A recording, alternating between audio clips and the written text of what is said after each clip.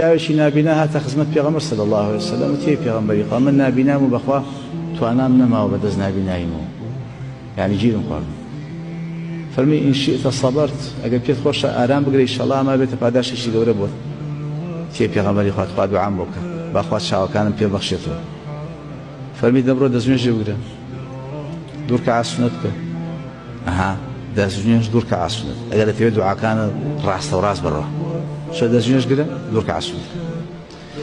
أنجا دعاك بلي اللهم إني أسألك وأتوجه إليك بنبيك محمد نبي الرحمة يا محمد إني أتوجه بك إلى ربي في حاجتي هذه فتقضى لي أفرمت دعاء سات شن سات إخوائي قبل دعاء كان يتواو كسد وشاقي في بش أم رابية أم صحابية لدعاء فاتي في غمري صلى الله عليه وسلم هسك سيبات أبي وتاي جيرو دي مشكلة شيء زور قبل أي فرم شو داس نجقرة دور كعصمتك أم دعاءك